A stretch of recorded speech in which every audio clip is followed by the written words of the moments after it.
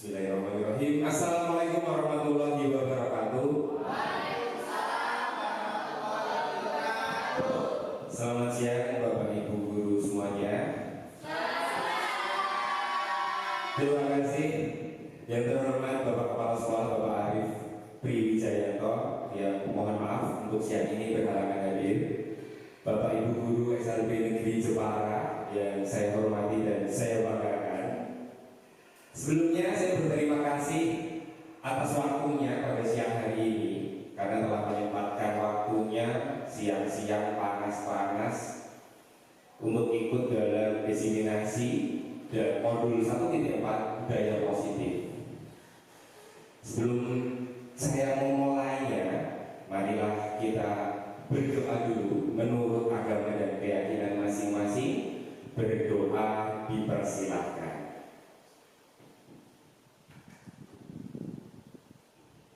Selesai. Oke, biar kita tidak bosan karena siang-siang panas-panas, boleh minta mengikuti saya dengan gerakan tangan saya seperti ini ya Bapak Ibu. Kita mencoba tepuk dulu. Tepuk jari 1, tepuk jari 2, tepuk jari 3, tepuk jari 4, tepuk jari 5. Berbunyi semua, tangannya ditepak, mari bergembira. Terima kasih, terima kasih. Lagi, oke lagi. Terima kasih Bunda, lagi. Sekali lagi. Tepuk jari 1, tepuk jari 2, tepuk jari 3, tepuk jari 4. Jadi berbunyi semua, tangan di depan, mari bergembira. Terima kasih Bapak Ibu untuk antusiasnya pada siang hari ini.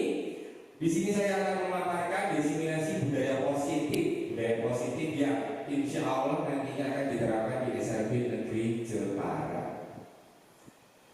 Selamat datang Bapak Ibu guru hebat. Mari belajar bersama, berkolaborasi dan saling mendukung mewujudkan budaya positif di SLB Negeri Jepara. Untuk siang hari ini yaitu sesi diskusi bagaimana ilmu yang saya dapatkan tentang modul 1.4 di guru penggerak, yaitu budaya positif yang nantinya akan diwujudkan di SLB Negeri Jepara.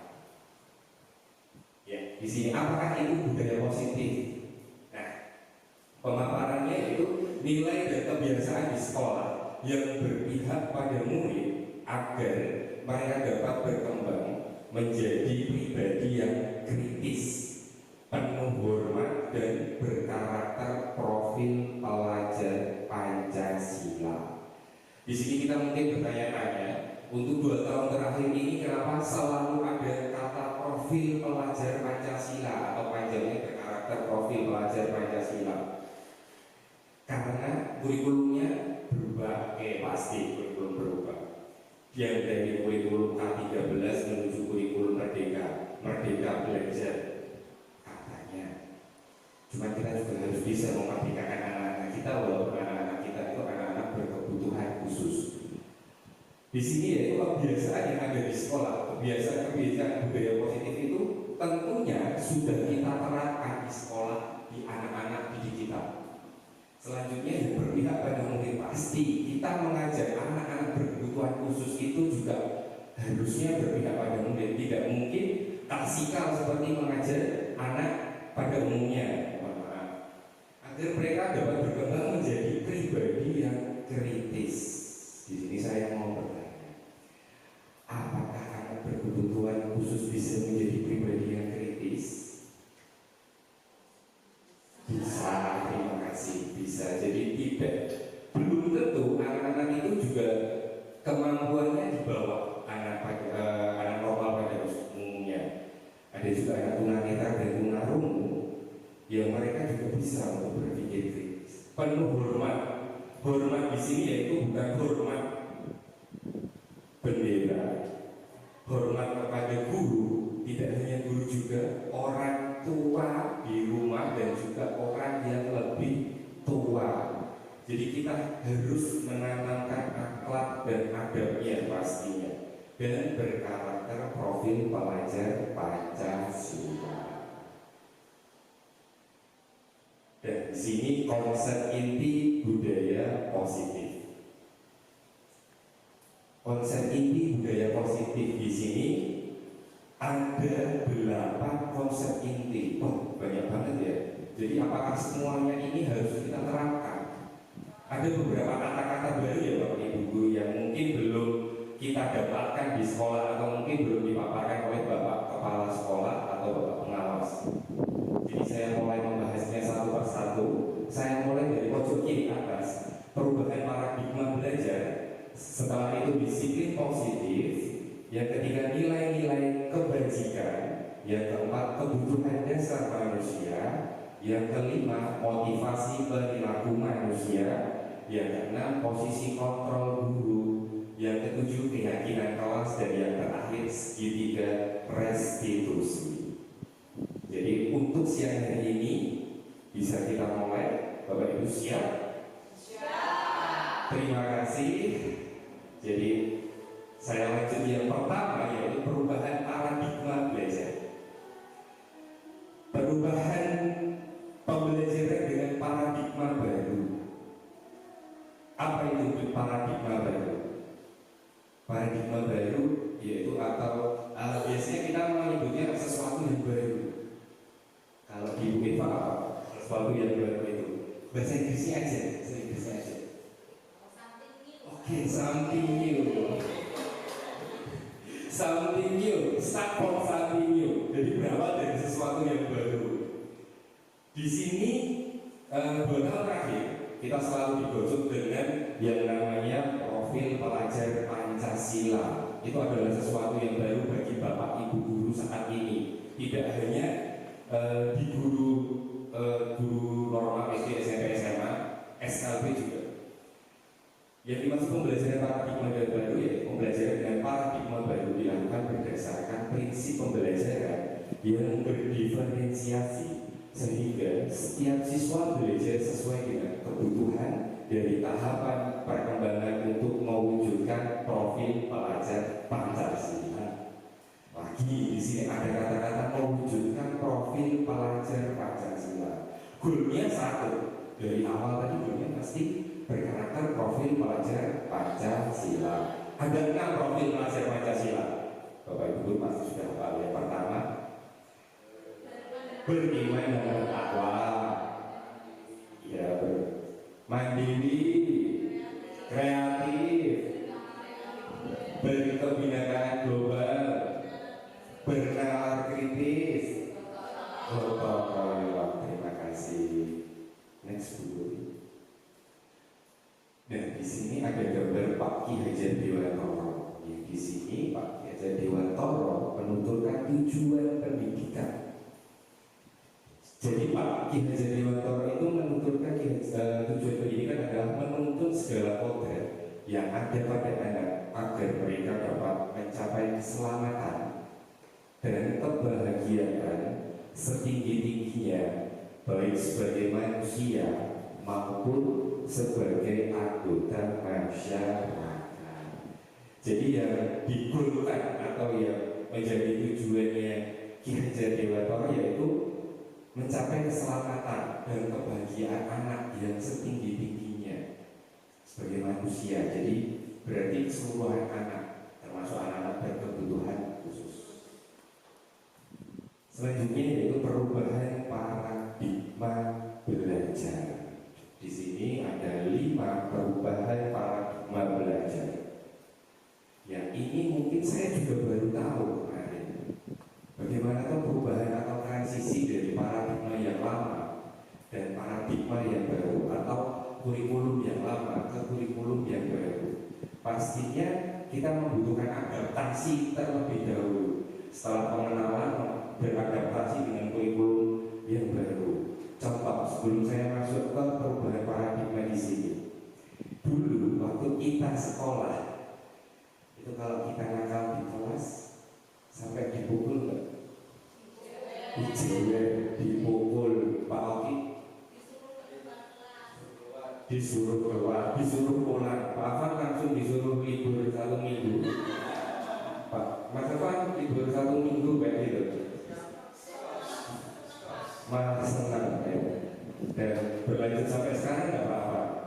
Oh iya, semoga tidak. Jadi perbedaan dulu dan sekarang itu sangat konsisten. Bukan untuk saat ini kita harus ngepuk-ngepuk siswa, kalau salah juga nggak boleh dipukul, bukan kayak gitu. Jadi kita mau mulai dari mengubah pendidikan harus berpusat pada murid.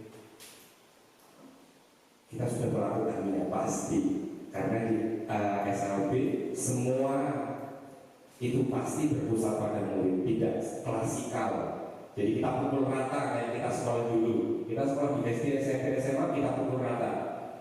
Paling yang nggak bisa mengikuti pelajaran 1-2 anak. Kalau di SLB berapa anak kita?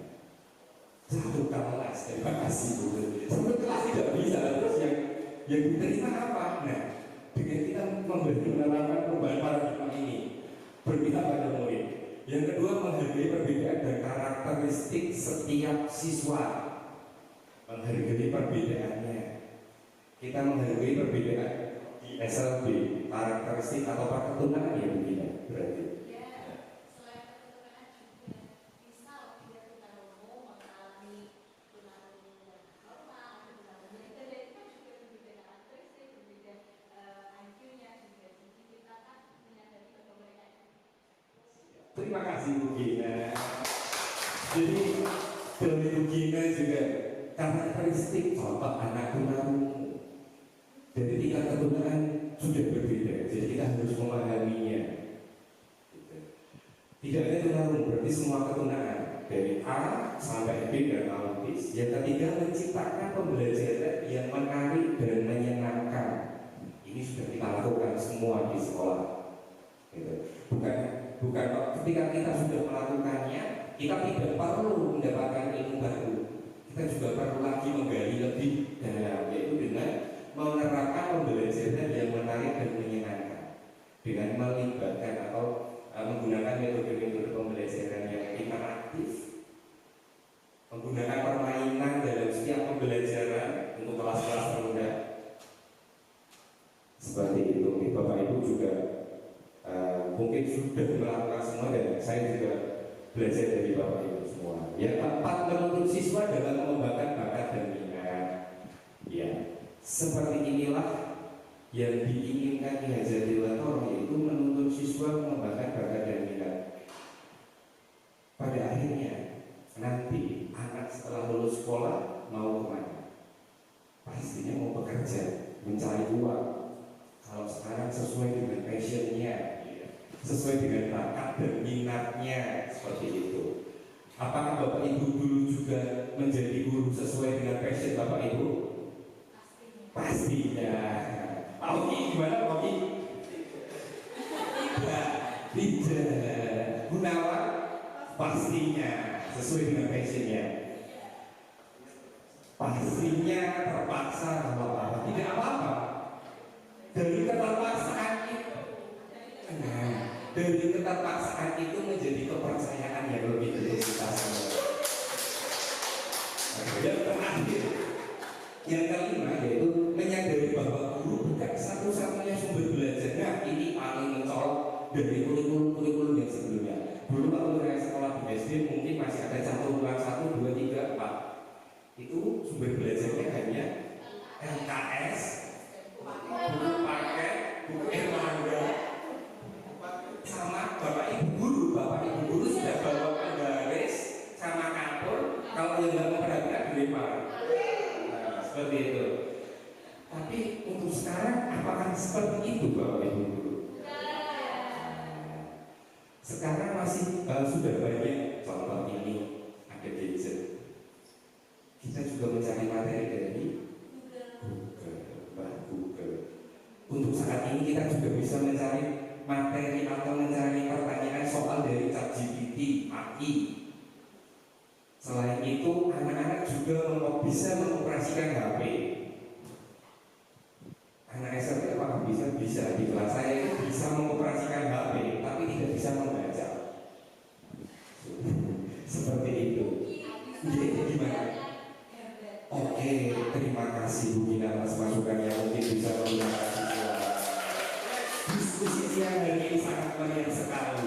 Bisa dilanjut Bu Putih. Nah, harus pintar mengetahui karakter anak tadi. Oke. Kalau anaknya tidak bisa membaca, Oke. kita otomatisnya pakai gambar. Jadi visualnya anak tahu gambar itu bermakna. iya. Dari begini menjelaskan, saya punya permasalahan ini kan. Anak tidak bisa membaca tapi bisa mengoperasikan gawai. Saya diberi masukan sama begini, mungkin bisa menggunakan gambar. Jadi dari gambar itu mengimplementasikan atau menggambarkan. Oh, berarti kata-katanya seperti ini. Berarti kayak gini yang dimaksudkan. Kayak kode-kode sekarang kayak gini. Ya, sudah pasti tahu salah nih. Kalau ini tahu Oh, minta uang, kalau ibu minta uang. bisa bikin gambar ibu Harus gini terus ya Bu. Kalau Pak Hadi gimana? Gininya. Saya takut kalau Pak Oki saya tanya, Pak Oki gimana gininya? Aduh, oh nggak apa-apa, ini intermezzo. Oke, kita lanjut. Tadi budaya positif yang mau diterapkan sebelum kita berbudaya positif ada 8 tahapan. Kita masuk ke disiplin positif. Apa makna disiplin itu? Sebelum saya next slide, kita sebagai guru, apakah sudah kita menerapkan disiplin kepada diri kita sendiri? Itu yang tahu dan yang bisa mengukur Bapak Ibu guru semuanya sendiri-sendiri. Semoga kita bisa mencontohkan disiplin yang baik untuk anak-anak kita. Next Bu Putih. Nah, di sini saya awali dari banyak banget ya kalau baca gitu. Disiplin positif berawal dari kata disiplina, yaitu mengacu pada disiplin diri yang memiliki tanggung jawab. Stop sampai di situ aja. Kita sudah tahu dari kecil, setiap kita terlambat sekolah berarti kita tidak disiplin. Setiap kita bangun kesiangan selalu dibilangi orang tua, malah bocah orang tahu disiplin. Setiap kita janjian sama teman atau sama orang yang lebih tua atau ada rapat karang taruna ketika kita masih muda. Kalau sekarang rapat PKK dan rapat bapak-bapak gawis betul-betul ya. Gawis ya betul-betul. Itu kita selalu datang terlambat berarti kita tidak disiplin. Oh betul-betul tidak disiplin, jam karet seperti itu. Semoga tidak ya betul-betul. Selanjutnya sebagai pendidik tujuan kita yaitu menciptakan anak-anak yang memiliki disiplin sehingga mereka bisa berperilaku. Tidak hanya sebagai pendidik yang saya contohkan tadi, kita hidup sebagai bermasyarakat juga harus disiplin. Kita mulai dari diri kita sendiri, kita mengacu dan mengukur dari diri kita sendiri. Selanjutnya kita bisa mengajarkan ke anak-anak. Gimana bisa kita mengajarkan ke anak-anak kalau kita juga tidak disiplin? Gitu. Disiplin positif ini artinya adalah salah satu cara penerapan disiplin yang bertujuan untuk menumbuhkan kesadaran serta memberdayakan anak untuk melakukan sesuatu tanpa paksaan, ancaman, dan hukuman. Ada 3 paksaan, ancaman, dan hukuman. Yang pertama yaitu bertujuan untuk menumbuhkan kesadaran. Dari saya contohnya, saya ketika janji dengan teman-teman itu kadang masih ngaret. Oke, OTW saya masih mandi dulu seperti itu. Jadi saya mengukur diri saya juga belum disiplin untuk janji bersama teman-teman. OTW masih nunggu teman sudah menunggu di tempat setengah jam. Berarti kita tidak sadar. Kita itu tidak disiplin. Kita mengamalnya dari anak kecil. Apakah teman saya nanti mengancam kowe nek tak tepat waktu tak teropok kowe? Nggak mungkin kan? Mohon maaf bahasanya kasar itu. Jadi nanti dikeroyok apa dipukuli itu nggak mungkin. Cuma disiplin itu merupakan kesadaran. Intinya sadar dulu, sadar diri. Setelah itu melakukan sesuatu tanpa paksaan, ancaman, dan hukuman. Jadi kita melakukan disiplin itu tidak berdasarkan ancaman atau paksaan atau hukuman. Apakah kita boleh mengancam siswa-siswa kita besok berangkat pagi ya anak-anak harus mengikuti upacara? sit up selama 10 kali, push up selama 10 kali. Apakah boleh seperti itu? Tidak boleh. Jadi disiplin positif intinya yaitu kita menumbuhkan kesadaran kita untuk memberdayakan anak melakukan sesuatu tanpa paksaan, ancaman, dan hukuman. Kita mulai dalam diri kita sendiri. Next dulu.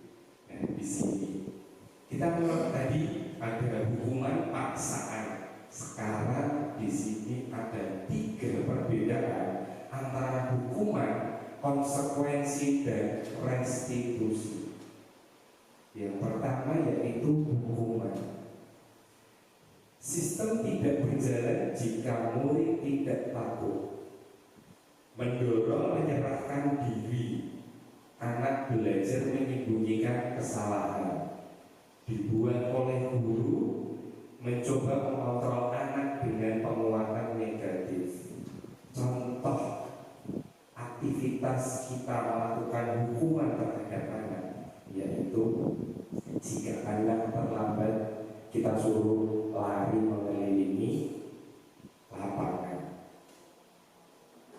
Ada contoh lain mungkin Pak Hadi monggo.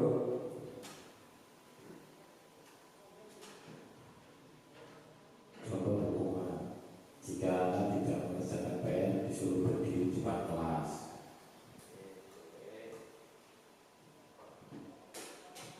Mau contoh yang lain Bu Eli? Contoh hukuman. Misalnya anak tidak mengerjakan tugas di kelas, maka nanti dia akan membersihkan kelas setelah pulang sekolah. Jadi hukuman-hukuman itu yang dibuat oleh guru tanpa adanya kesepakatan dengan siswa. Contoh waktu saya SMA tidak boleh memakai sepatu berwarna putih. Seperti itu. Nanti kalau pakai sepatu berwarna putih, sepatunya disita. Kalau motor boleh berwarna putih. Kalau sepatu tidak boleh. Kalau motornya disita. Kurang pakai apa? Nah, itu ya. Yang kedua, konsekuensi. Memerlukan monitoring dan supervisi dari guru secara terus-menerus. Berarti kita harus memonitoring dan mendorong kepatuhan anak belajar saat peraturan dibuat oleh guru dan murid mencoba mengontrol anak dengan penguatan negatif. Nah, ini ada perbedaan di poin nomor 5 dari penguatan negatif ke penguatan positif. Kalau hukuman isinya negatif semua, hukum itu pasti jurusnya ke perilaku negatif. Di konsekuensi ada poin yang berbeda, dibuat oleh guru dan murid. Berarti ada kesepakatan antara dua belah pihak. Iya nggak Bapak? Seperti kita mensepakati sama murid nanti jika anak-anak mengambil pulpen atau mengganggu, merusakkan barang temannya, harus mengganti. Contoh menghilangkan pensil, menghilangkan penghapus, itu merupakan konsekuensi dan tidak bersifat fisik. Terus yang terakhir yaitu restitusi. Murid bertanggung jawab untuk perilakunya, mendorong disiplin positif. Anak belajar memecahkan masalah, dibuat oleh murid. Anak memahami bahwa dirinya sendiri yang memegang kontrol atau kendali. Mungkin saya pun bertanya, apakah ini bisa kita terapkan di SLB yang notabene anak-anak tersebut pemahaman konsep pun belum bisa. Anak belajar memecahkan masalah, mungkin ketika kita kasih tahu, setelah itu anak lupa masalahnya apa ya tadi. Anak habis berantem 5 menit kemudian, apakah anak-anak itu ingat? Lupa, langsung bisa berikan kembali. Tapi kita tidak boleh menganggap enteng masalah tersebut. Kita juga harus memberikan pelan-pelan pemahaman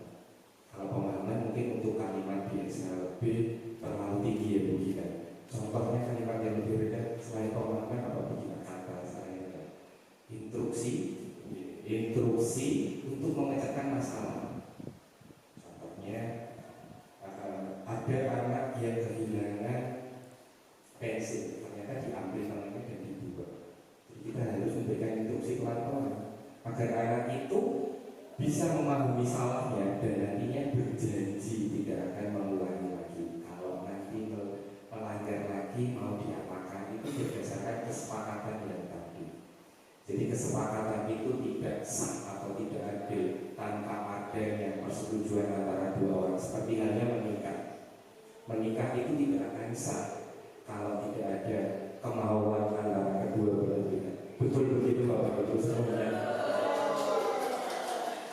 Oke, lanjut Bu Putih.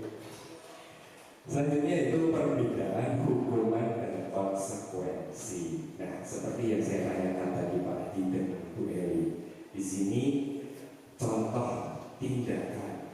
Jadi Bapak Ibu, saya kasih contoh seperti ini, nanti Bapak Ibu bisa menyebutkan ini hukuman atau konsekuensi. Contohnya, tindakan guru kepada murid mencatat 100 kali di dalam buku, saya tidak akan terlambat, saya tidak akan terlambat lagi, saya tidak akan terlambat sampai 100 kali karena datang terlambat ke sekolah.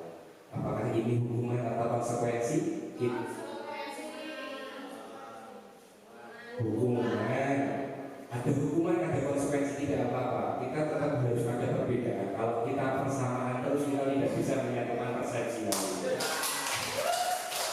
Oke, jawabannya apa Bu Putih next? Konsekuensi. Betul sekali. Terima kasih. Jadi mencatat 100 kali. Dulu saya juga disuruh begini.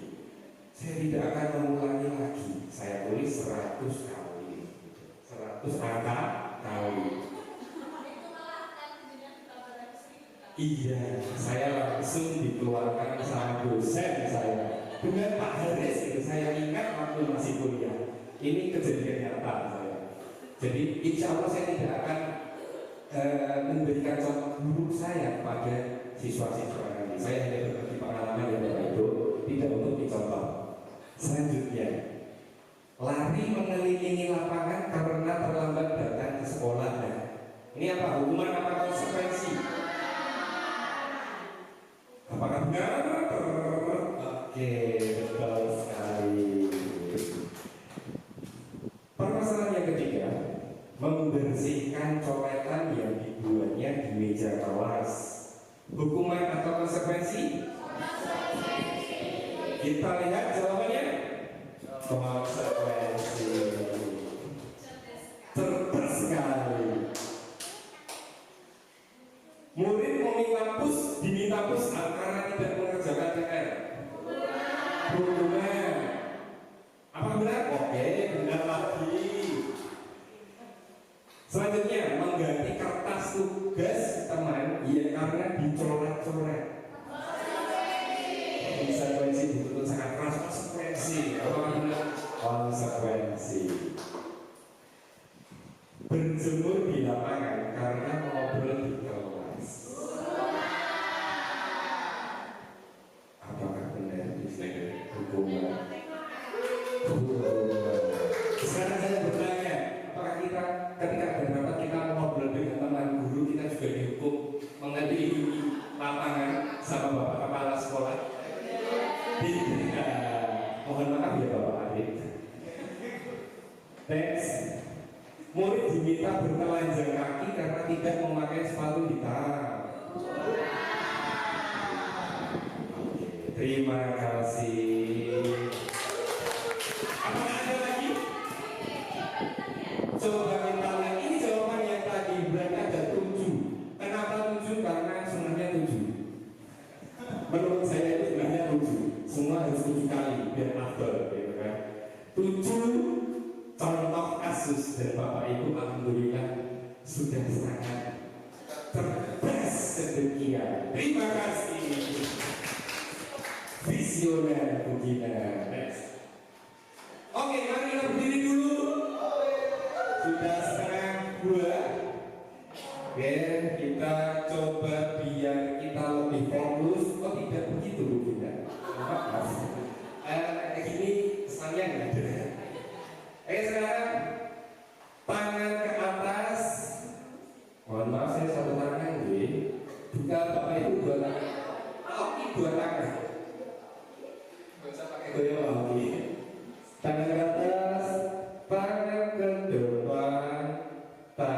ke samping, tangan ke bawah.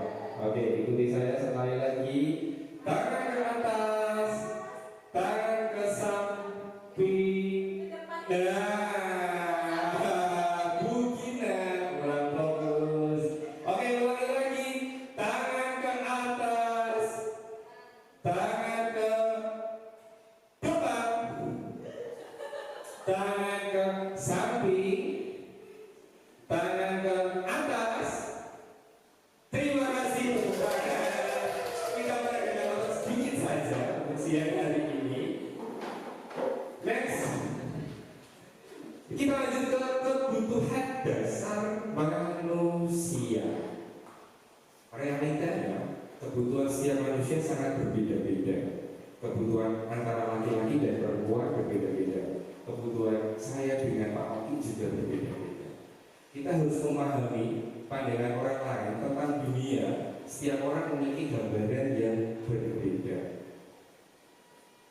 Dari sini, adakah kebutuhan kita sama? Kecuali kebutuhan pokok, sandang, pangan, papan. Selebihnya atau selain itu, selain kebutuhan pokok, kebutuhan sekunder dan tersier, kita tetap berbeda-beda. Saya mulai dari kita sendiri sebagai guru. Apakah anak-anak juga sama?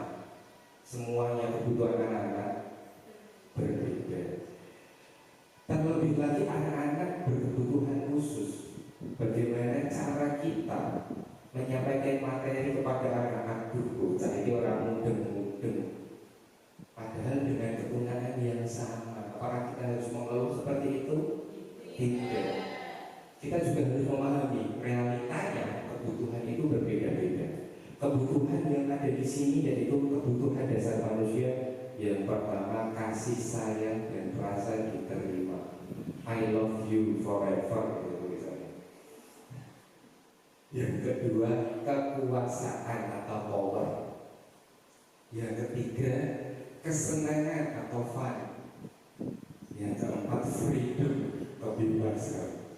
Yang terakhir, bertahan hidup atau survive. Saya mulai dari kebutuhan kasih sayang pasti. Tanpa kasih sayang, kita juga bukan siapa-siapa. Oke, ini boleh. Ini boleh. Oh iya, terima kasih Bu Gina. Saya. Yang kedua, kekuasaan. Dan apakah kita harus menguasai seluruh kelas? Apakah kita harus ini bapak-bapak, apakah kita harus menguasai rumah tangga? Maksudnya harus lebih menonjol. Kekuasaan atau power yang dimaksud di sini, mohon maaf saya korelasikan dari kehidupan kita dulu sebelum kita mencoba menerapkan ke siswa. Kita terapkan dulu kepada diri kita sendiri, namanya introspeksi. Setelah itu kesenangan dalam berumah tangga tentunya, atau dalam kehidupan pribadi. Lagi mohon maaf ya Pak. Apakah kita harus bersenang-senang sendiri? Tidak. Kita harus juga melihat kesenangan keluarga. Kita tidak boleh bersenang-senang sendiri. Terus freedom, bebas. Aku bebas loh, seperti itu. Bukan bebas. Seperti itu murid. Gak bebas yang dimaksud bukan yang bebas. Los. Gak bebas los. Bebas tapi kita masih memakan beberapa prinsip kita. Yang apa ya? Kita terapkan ke anak, yaitu disiplin dan budaya positif. Budaya positif itu nanti yang terakhir bertahan hidup. Pasti kita membutuhkan bertahan hidup dari kebutuhan dasar manusia. Makanya dari bertahan hidup itu merupakan pusat dari 4 kebutuhan lainnya. Next, Bu Putih. Lingkaran 4 kebutuhan manusia. Ada diterima sayang, diterima disayang, mohon maaf, bisa, senang, dan bebas. Oke. Diterima sayang orang tua, keluarga, sahabat, rekan, murid, lingkungan rumah. Apakah benar Bapak Ibu?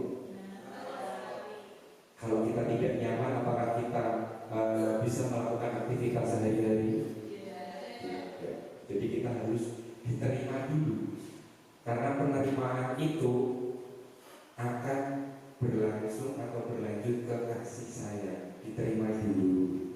Ya udah tak terima, nanti kita jalani dulu aja seperti itu. Nanti kan berakhirnya sayang, korelasinya seperti itu. I love you.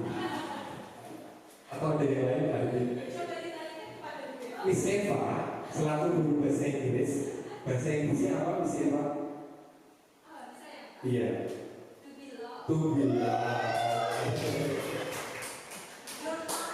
Yang kedua bisa membanggakan keluarga, bermanfaat untuk orang banyak, berbagi dengan sesama rekan kerja. Pasti kita sudah melakukan ini semua bisa. Tujuan kita menjadi guru dan bekerja yaitu untuk membahagiakan keluarga, membahagiakan keluarga dan bermanfaat untuk keluarga kita. Yang ketiga yaitu senang, jalan-jalan, tempat yang bersih, bekerja sama dan berinteraksi. Lebih tepatnya kita healing, seperti itu aja ya untuk senang. Oh tapi ada juga orang-orang yang kesenangannya tidak healing. Ada seperti itu.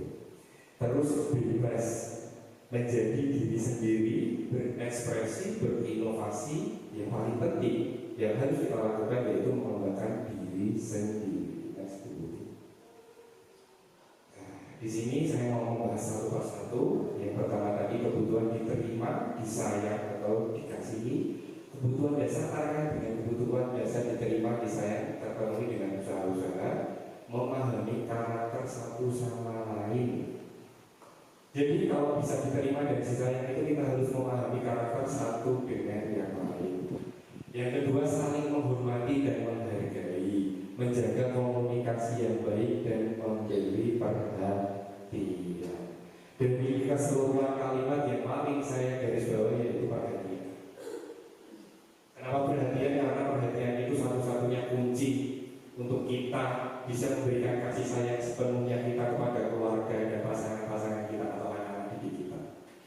Seperti itu pemahaman saya. Next Bu Putih.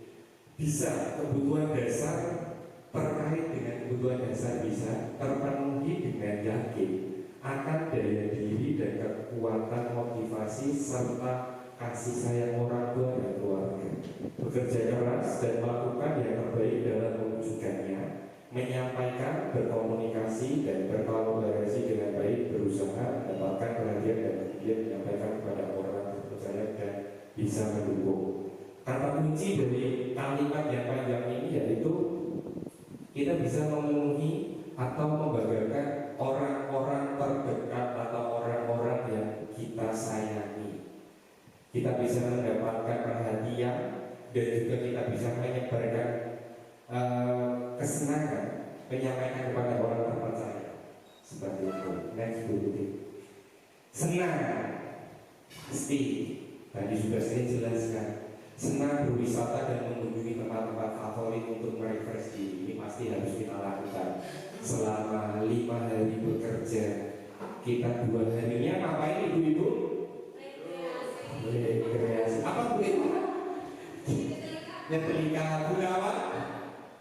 Masak.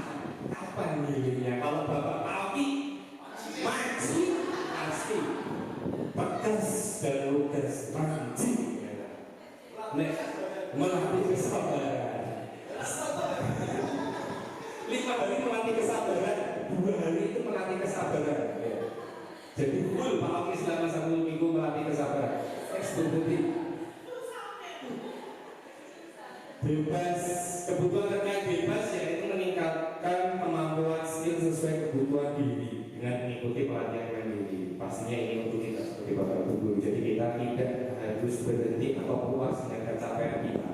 Masih banyak pencapaian-pencapaian lain yang ada di luar sana yang mungkin bisa kita eksplor lagi. Tentunya saya tidak mengajari, kita hanya sering berbagi dan saya juga belajar dari Bapak Ibu semuanya. Next Bu Putih. Oke, kita berjalan apa lagi? Kita berdiri lagi.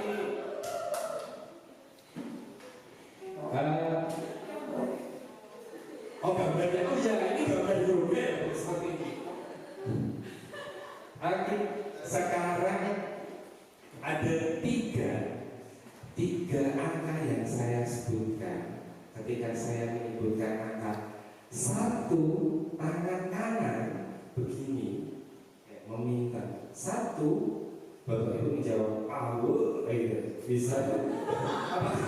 Awu, boleh nggak? Awu, gitu. Agak berdekatan ya bapak. Yang kedua, mohon maaf, tangan kanan tetap seperti ini. Satu, dua, tangan kiri menuju ke bawah.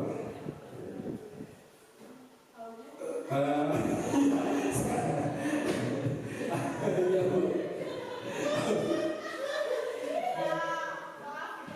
Iya, kalau begini, saya malah tipu lagi mau mengucapkan jadi gitu. Gitu. Terus yang terakhir, boleh berdekatan Bu Eva, atau saya yang di antara Bu Nawang dan Bu Eva, tapi nggak bisa. Oh nggak usah ya. Gini aja berarti. Yang ketiga, tolong tangan kanan bapak ibu berusaha memegang. Nah, telunjuk kiri teman yang ada di sampingnya. Nah gitu dipegang. Jangan dipegang kanannya begini ya Bu. Oke, ulangi tangan ke bawah semuanya. Siap kita mulai? Satu, dua, tiga. Siapa yang memegang Pak Oki? Hanya Pak Oki Gunawan. Pak Oki Gunawan. Oke, pegang. Ulangi lagi. Oke. Satu, dua, satu. Satu, instruksinya satu. Berarti tangan kanan tidak digerakkan.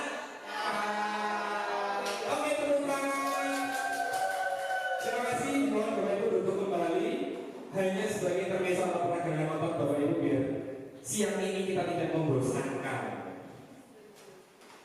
Next, motivasi perilaku manusia. Kita sudah mengenal motivasi itu dulu dari sekolah. Motivasi internal dan eksternal. Ya, motivasi dari dalam diri dan luar diri. Motivasi internal itu untuk menghargai diri sendiri. Saya akan menjadi orang yang seperti apa apabila saya melakukannya. Seperti yang saya kaitkan tadi. Sebelum kita mengajarkan anak-anak, kita harus introspeksi diri. Bagaimana kita menerapkan disiplin pada diri kita dulu sebelum kita mengajari anak-anak. Tidak mungkin kita mengajari orang lain atau kita mengajari anak tanpa kita mempraktekannya dulu.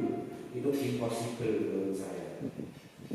Yang kedua, motivasi eksternal untuk menghindari ketidaknyamanan atau hukuman. Apa yang akan terjadi apabila saya tidak melakukannya? Untuk mendapatkan imbalan dari orang atau institusi, apa yang akan saya lakukan apabila saya melakukannya? Ini motivasi dulu dari luar. Jadi motivasi dari luar itu, jika saya tidak melakukan disiplin, saya disiplin, berarti saya nanti tidak dihukum. Jika saya melakukan sesuatu yang bagus, berarti nanti saya dapat ribet. Awalnya kita terapkan seperti itu.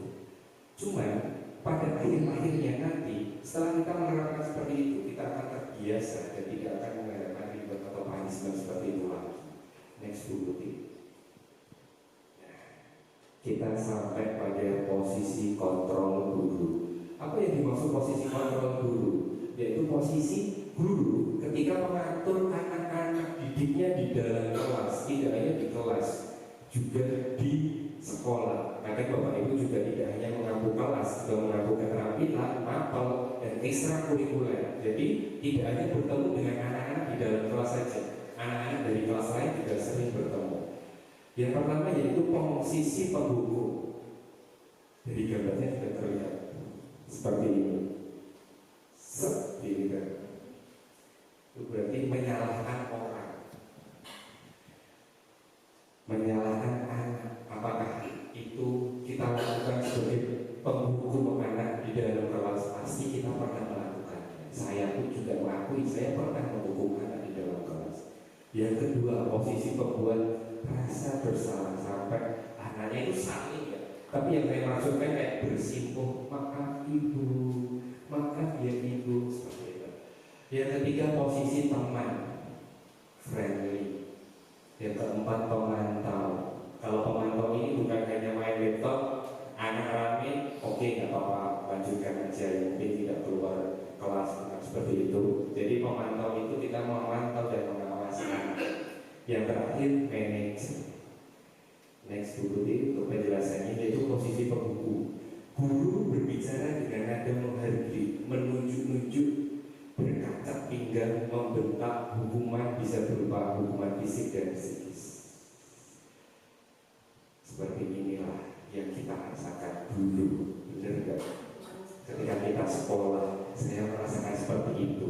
Jadi kalau di kelas kita antar duduk seperti ini, tangan udah begini kan, udah diam.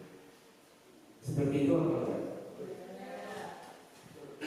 Tapi apakah sekarang itu kita boleh menghukum siswa dengan dampaknya di sini murid menjadi pendendam, tidak menyukai guru, tidak menyukai pelajarannya. Bapak Ibu pernah merasakan tidak suka guru pada waktu sekolah? Sering begini, saya juga nakal, tapi nakal dan dendam sampai-sampai kita nggak tahu itu pelajarannya. Kita nggak ngapa-ngapain aja nggak salah. Kita duduk ngelihat Bapak Ibu guru, kita ngapain kamu? Padahal melihat, memperhatikan, tidak salah apa-apa, nggak takut dulu. Nah, hukuman itu akan berdampak pada psikis siswa, yang nantinya siswa akan menjadi pendendam dan tidak menyukai guru ataupun pelajaran yang akan kita sampaikan. Next buku. Yang kedua, posisi membuat rasa bersalah. Guru berbicara dengan cenderung melembut. Nah, kayak ini seperti kata-kata yang kamu tadi habis ngapain, lembut dulu tapi nyelakit gitu di hatinya. Jadi nyelakit itu maksudnya anak itu merasa langsung drop, rendah diri dan merasa bersalah, dihantui ketakutan. Ayo, kalau kamu tidak minta maaf, nanti kamu seperti itu.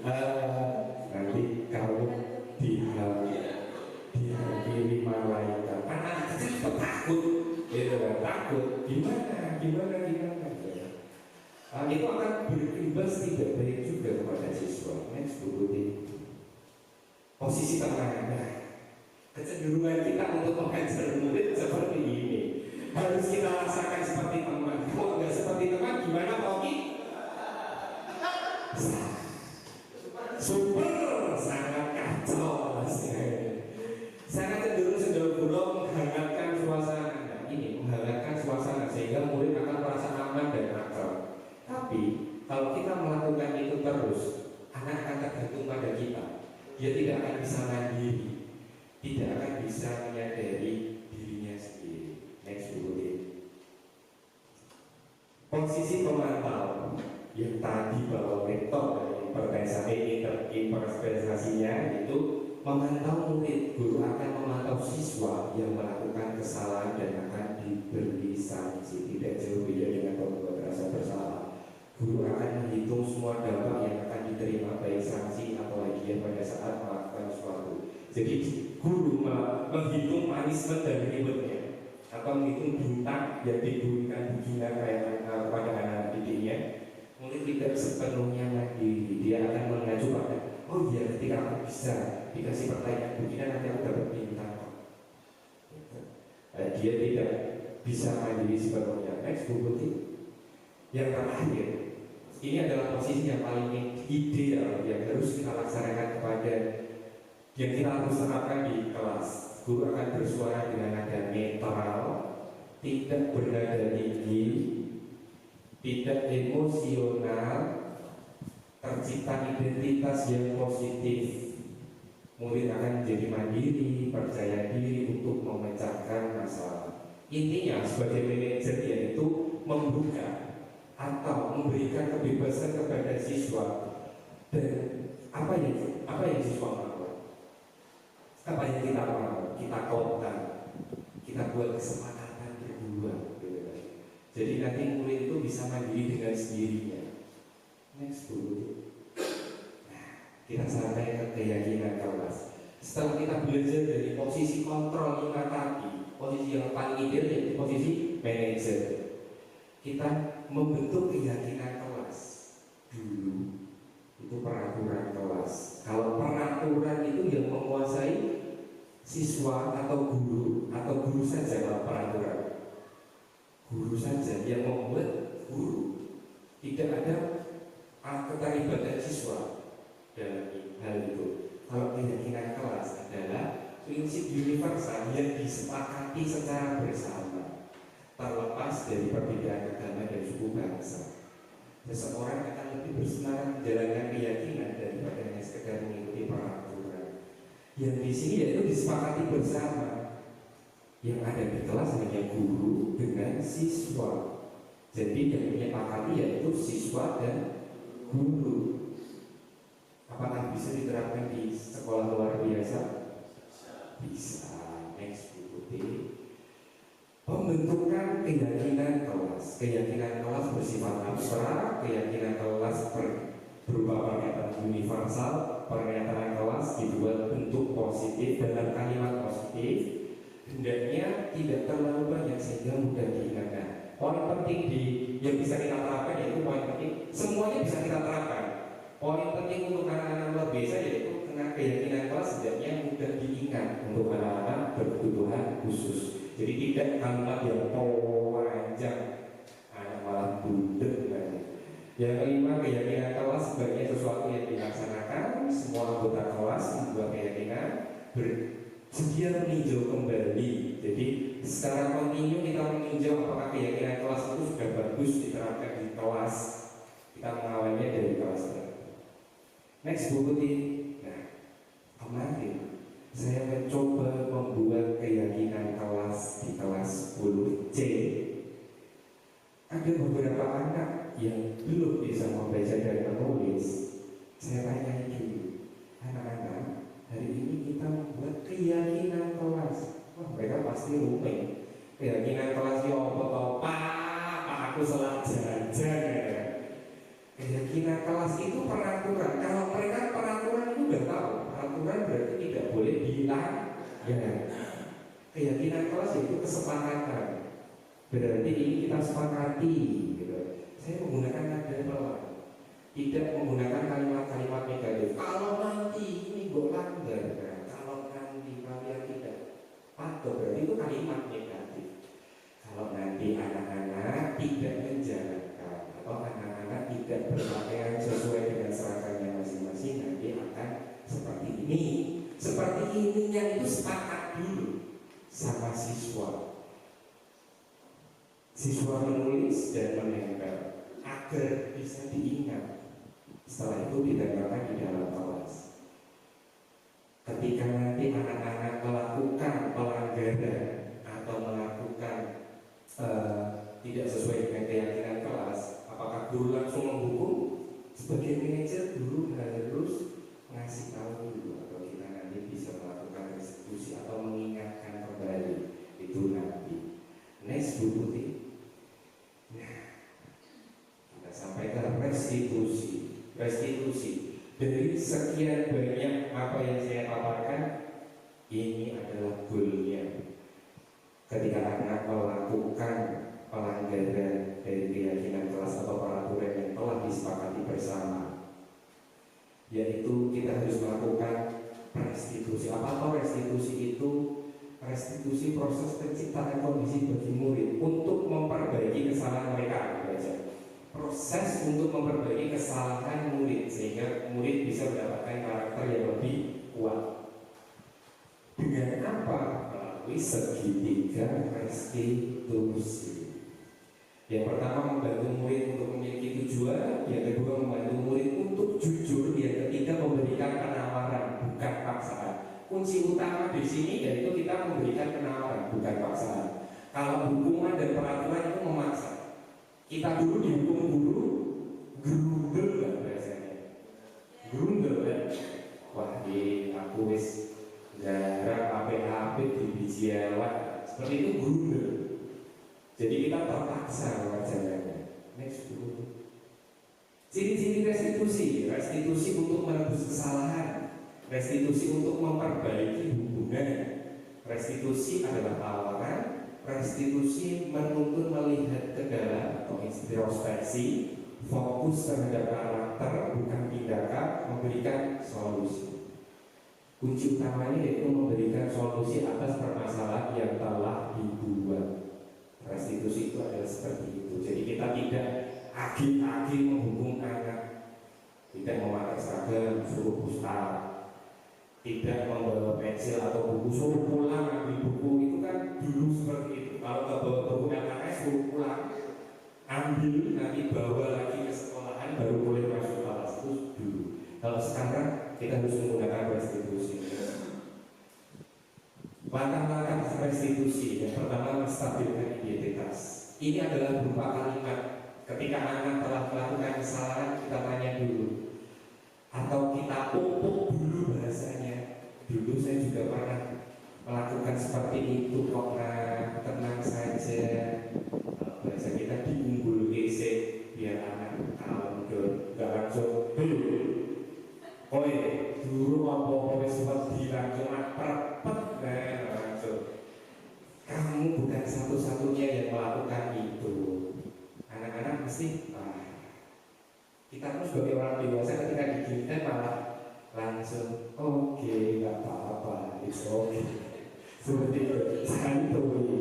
Lanjut hubungi langkah kedua yaitu validasi tindakan yang salah. Habis itu baru ditanyakan, kamu tentu punya alasan untuk melakukan itu. Kamu tentu alasan kenapa kamu melakukan itu.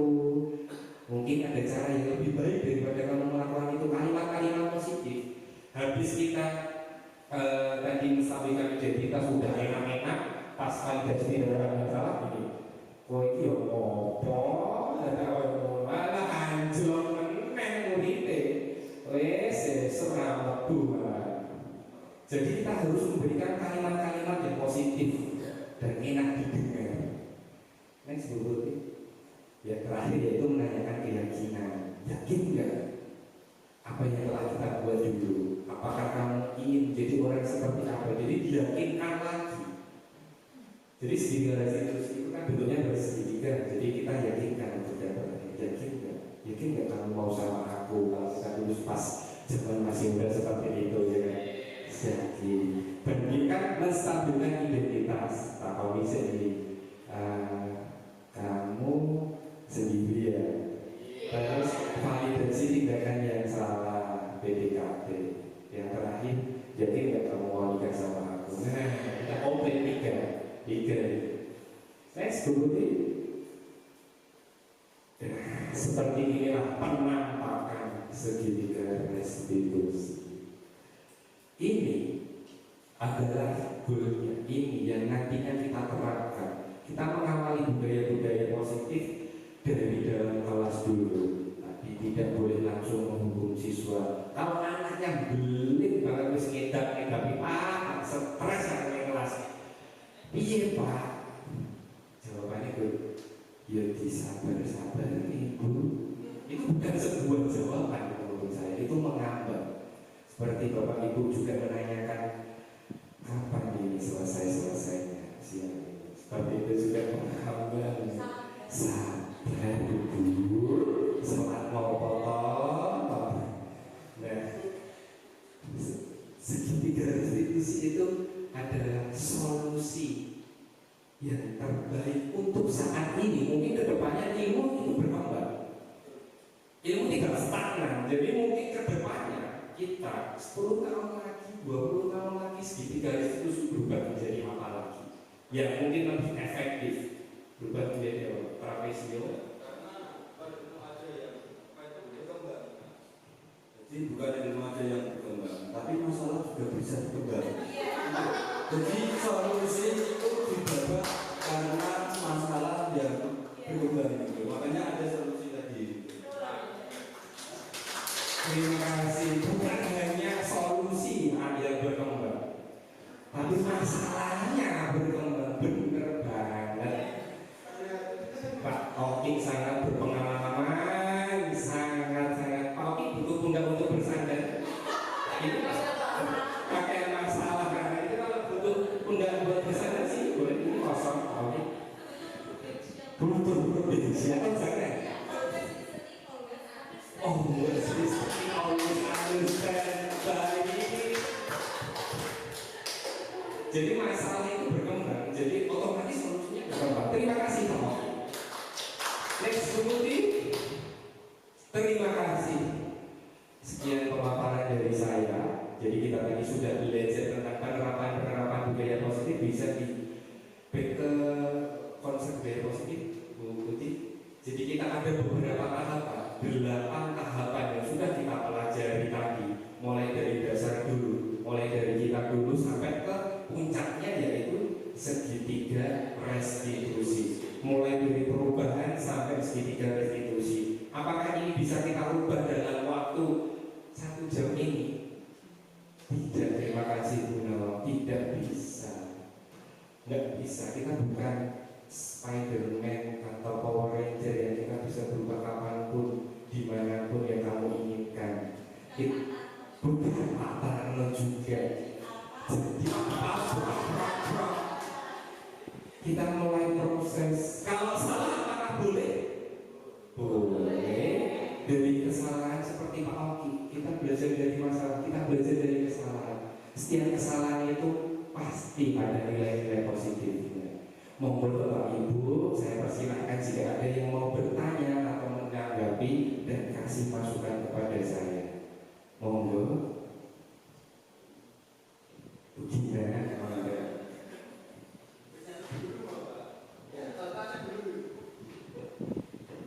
Assalamualaikum warahmatullahi wabarakatuh. Alhamdulillah, semangat sekali teman-teman saya pada siang hari ini mengikuti seminar namanya diskriminasi dari pendidikan guru penggerak dengan tema budaya positif yang disampaikan oleh Pak Adil. Tolong dong teman-teman kasih aplaus ya. Siang hari ini sangat luar biasa, materi yang disampaikan itu sangat mudah dipahami, terus ada interaksi antara pemateri dengan audiens, kemudian dari tampilannya sangat menarik, suaranya lantang, yang tentunya itu ada ice breakingnya, itu yang membuat kami juga tidak mudah mengantuk seperti itu. Gini Pak Adil, kita berdiskusi sebentar tentang masalah yang saya hadapi. Nah, seperti ini kan masalahnya ini. Jadi saya itu mengajar di kelas tunarungu. Tunarungu jenengan tahu tersendiri ya, mengalami hambatan dari segi bicara, nah, dan konsep dan lain sebagainya. Nah, saya itu nggak tahu apakah ini saya menerapkan peraturan atau keyakinan kelas atau kombinasi dari keduanya. Jadi gini, kalau anak berlari, ini saya sudah sepakat sama anak-anak saya kelas 1 tunarungu, nanti lari saat belajar, nanti kamu gini di depan kelas hitung 1 sampai 5 ya, oke?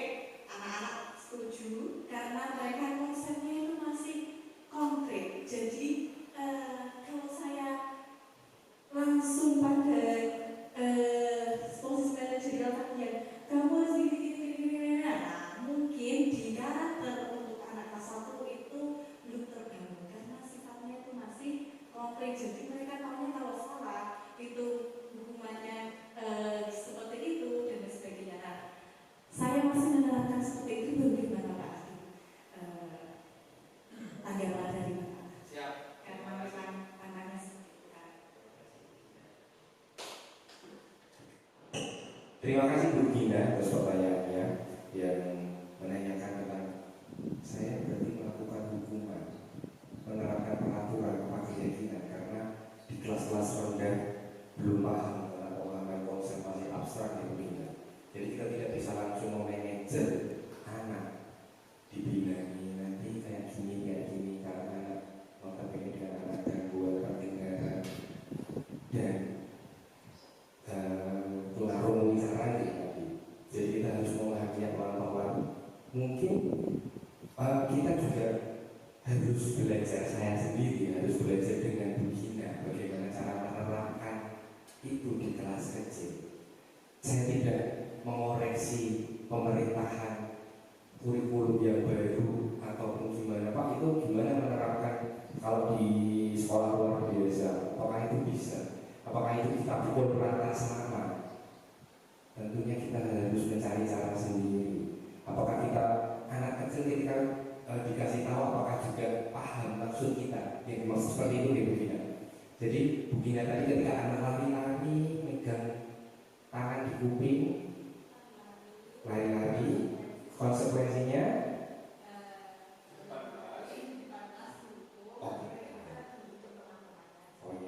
dihitung teman-temannya, itu konsep salah.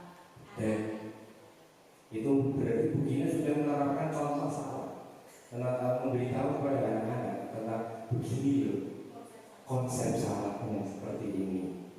Mulai dari itu berarti nanti dari kelas 1 sudah terbentuk dulu.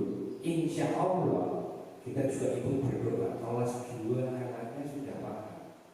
Seperti saya tadi dikasih masukan Bu Gina, anak tidak bisa baca, berarti kita harus menggunakan simbol atau gambar. Kalau anak tunarungu juga bingung ini apa gitu. Jadi kita harus mencontohkan anak yang lari langsung itu langsung disuruh maju, disuruh anak kaku ya Bu Gina. Ada tangan saya gini. Oh iya.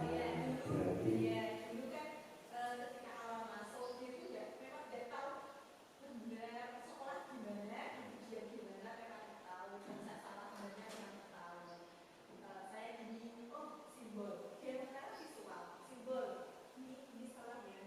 Kalau ini kan dia tahu ini kan jelek, yang dilakukan itu salah. Berarti kamu kan itu gimana?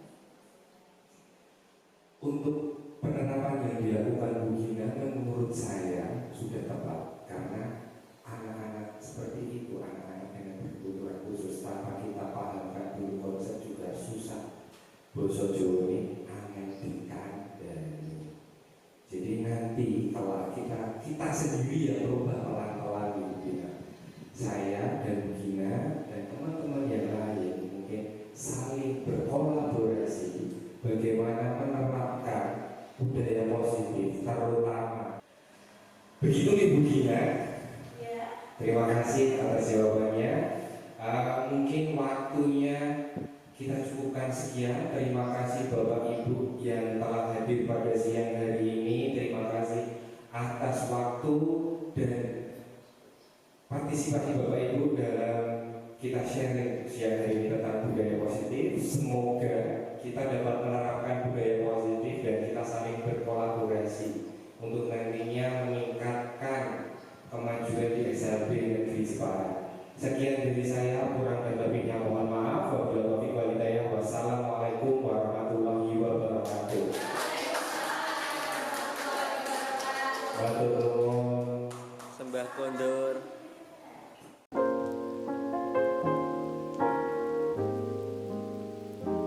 Assalamualaikum warahmatullahi wabarakatuh. Selamat siang anak-anak. Sudah capek habis olahraga? Enggak. Sudah minum es teh semuanya? Sudah. Beli es teh budi-budi. Faris minum es teh enggak? Oh, bawa minum ya. Terima kasih Faris. Hari ini loh, kenapa ada papan kayak gini? Bacanya apa? Vika. Keyakinan kelas. Keyakinan kelas. Terima kasih. Apa toh itu keyakinan kelas? Keyakinan kelas kuwi apa saja yang nantinya boleh atau tidak yang dilakukan di kelas. Tetapi kita sepakati dulu, mau nggak? Mau nggak anak-anak? Mau. Terima kasih. Contohnya kalau peraturan di sekolah kan kalau kalian terlambat diapakan? Disiplin. Disiplin. Ya, disiplin itu kalau di sekolahan, kalau di kelas kita buat dulu keyakinannya. Biar apa kan nanti? Biar disiplin. Para antuk. Pak Adit ada kertas. Nanti contoh ini anak-anak menuliskan keyakinan apa aja toh yang ditulis di kelas. Yo, ber. Aku sih. Bagus. Contoh, Pak Adit tulis baik. Tempel. Apalagi selain baik, kita harus jujur. Terus apa Kisna? Tidak boleh telat, terlambat. Gitu. Siap semuanya? Oke. Karena kertasnya berwarna-warni, Tika mau warna apa? Hijau. Kisna mau warna apa? Orange, kuning. Orange. Mida mau warna apa? Aku dulu, Pak. Oh, kamu dulu hijau, yang belakang sendiri hijau. Hijau mau warna apa? Ini 7. Oh, berarti ini juga hijau. Is hijau is. Oke. Ini. Ya, Farah juga dulu. Farah. Ngantuk. Baru anaknya kesel ya. Tapi nanti tangan cek. Oke. Boleh dituliskan. Pak Adit bisa. Contohnya, misal Pak Adit tulis di sini.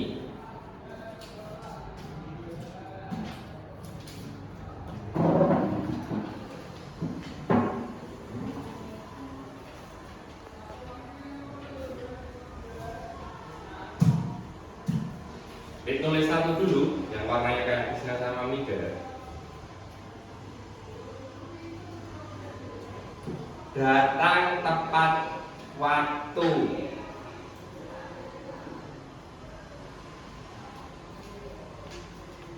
Seperti ini. Tempelkan dulu memulainya. Yes. Selanjutnya kalian bisa nulis jujur, baik. Tulis Tika.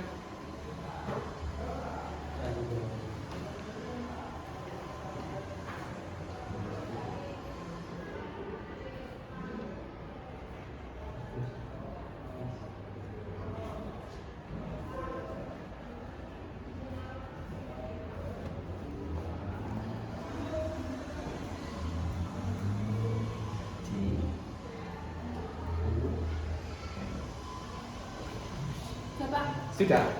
Oke.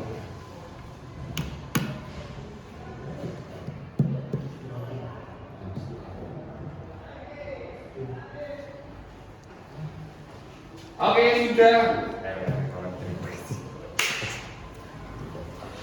Boleh ditempel maju karena warna yang sama. Awal itu dari Aku dulu. Vika. Vika buat warnanya gimana? Berarti sini. Amin. Terima kasih. Jujur. Kisna. Kawannya Pak Adit berarti.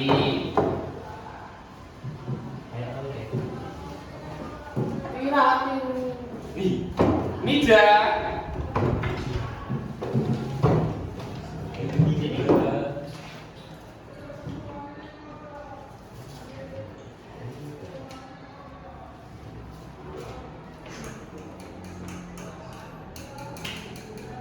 Yuk. Sama Pak Adit yuk. Yuk, ditempel.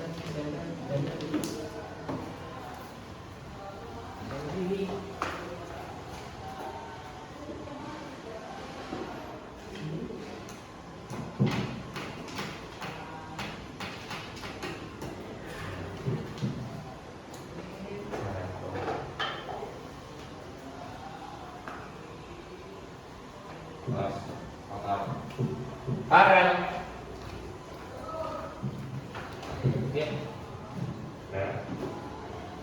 Siap.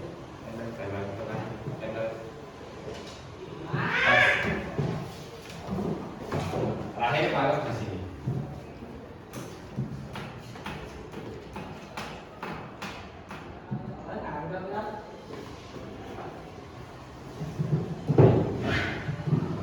Ya.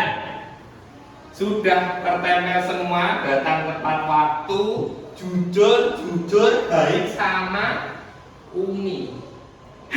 Baik sama Umi, nggak apa-apa, berarti baik.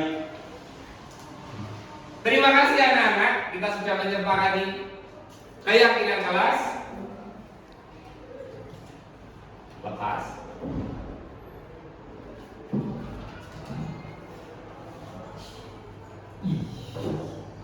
Terima kasih sudah menyepakati keyakinan kelas.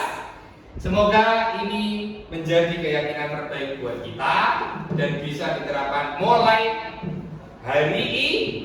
Terima kasih untuk kita semua.